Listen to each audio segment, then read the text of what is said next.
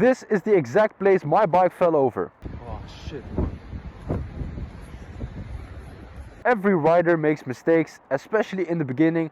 It's part of the journey and it's part of being a rookie. But some mistakes may be more expensive or even dangerous. I'm Ichiri and today I'm going to be talking about the top 5 rookie mistakes that I've made and how you can avoid them. I went to the gym on a windy day, but I didn't expect it to be that bad. Halfway throughout my workout the wind started to pick up even more, so I started to check up on my bike. And something just felt off. After a couple of checks, my heart dropped. There it was on the ground and now I was sweating.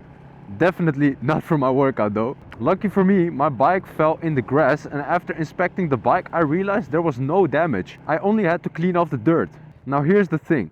I knew something didn't really feel right thinking back on it and I got lucky. It was also completely my fault for parking it out in the open. But that's part of the learning process. But this just goes to show that sometimes little things, like where you park your bike, can have really big consequences. And just look at all these scooters that fell over because of the wind. If you had your bike parked there, that's a lot of damage. So how can you avoid this? Well, first off, don't park near scooters. And second off, park your bike near spots where it's sheltered, like close to a wall or something.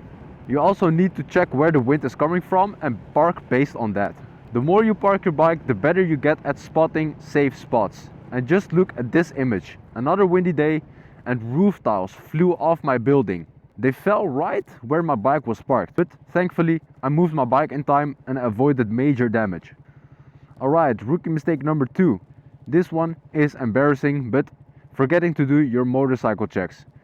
I've missed a bunch of problems that could have been very serious. I've jumped on my bike without noticing that my headlight was noticing, and that's not only dangerous but also stupid and an expensive fine. Well, okay, that's a harmless mistake, but what about the other day when I went out without realizing my rear brake was nearly unusable?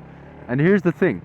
I could have caught that one earlier if I had done my proper pre-ride check. It just takes a second. The signs were there. My brake was feeling weaker and I could have just gotten it fixed or inspected it more closely. And I just put it off. And as long as it kind of worked, I gave it a pass. But on this particular ride, I didn't even check if it was working. And spoiler alert, it wasn't. So I was merging on the highway and I realized how bad things had gotten.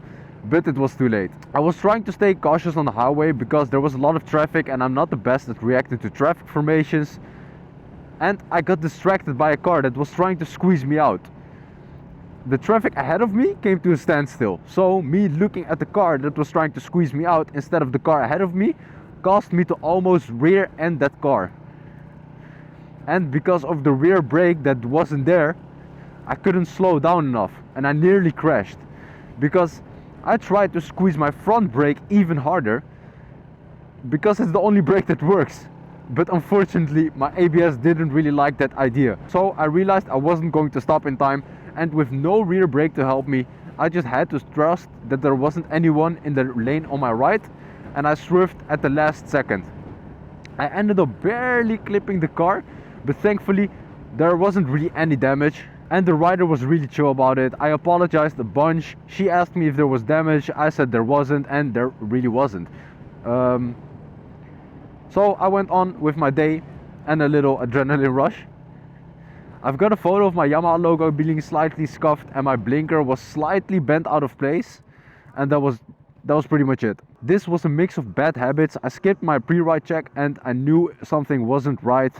And also I skipped my maintenance. So pay attention to the warning signs, like your brake feeling weaker. It could have been anything. Your brake fluid, your brake pads. In my case, there was air that had gotten into the brake fluid, so it wasn't working anymore. Keep up with regular maintenance. Don't procrastinate it trying to save money, because totaling your motorcycle is very expensive and your life is priceless. I've got more stories like this, but I'll save them for another time. So if you enjoy them, make sure to hit the like and subscribe button. Now let's move on to the next mistake. Okay, this one is super simple, but I'm still guilty of this. Forgetting to turn off your indicators after a turn. As you might know, on a motorcycle they don't make sounds. So the little green light that's flashing on your dashboard, sometimes you're just too focused on the turn, your speed or the road, and you just forget to turn them off. But it's definitely something you don't want to forget. You need to make sure that other drivers know what you're doing. So if you're indicating left but you're going right, it's very easy to cause an accident.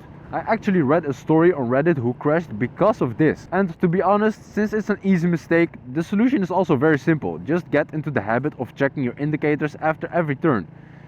I be pressing this button even when I haven't indicated at all. It's a quick thing, but it could save you a lot of trouble. Alright, mistake number 4. This one is a big one. Overconfidence. It naturally happens as you start getting comfortable on your motorcycle. When you first begin riding, you're super cautious, you check everything, and you're always thinking, what could go wrong? What if I do this or do that?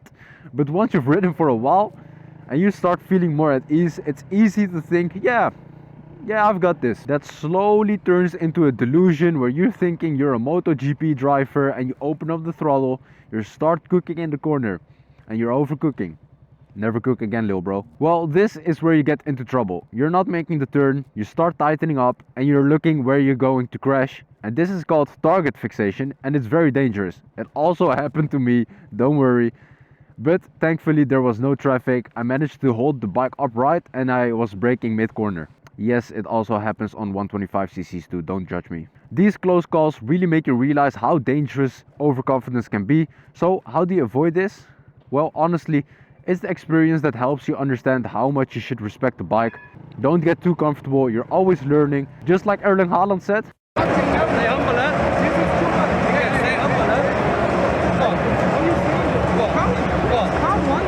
Just because you've gotten a little bit better doesn't mean you should be pushing your limits. I always ride a maximum of 80% of my skills, so I always have a bit of leeway when things go wrong.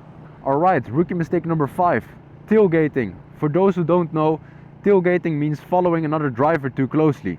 I'm not guilty of this one myself, but I do know a guy I was taking motorcycle lessons with, and he was always yelled at by my instructor telling him not to tailgate other drivers. He ended up failing his exam because he was tailgating a truck. Do you know how crazy that is? And on a motorcycle, you're just much more vulnerable than on a car. So if the car in front of you suddenly brakes or swerves just to avoid something, it's game over for you. Unlike in a car where you can rely on your safety systems like an airbag or your crumple zones, on a bike you are the crumple zone. So how do you not do this? How do you not tailgate someone? Well, just keep your distance and give yourself some safety cushions. Safety cushions is basically just space so you have enough time to react, and if you're too close, you limit your options. So a safe distance around 2 to 3 seconds. And I encourage you to go to a parking lot and just go like 50 km/h and brake as hard as you can. Try seeing how fast you can stop and just look at your braking distance. You quickly realize you can't be that close to these cars. Riding a motorcycle is all about learning from these mistakes and getting better each time. So don't be too hard on yourself if you mess up sometime. Before you go, if you're interested in learning more or just interested in motorcycles in general, check out this video of riding a motorcycle at night. Thanks for watching, and I see you in the next one. Stay safe.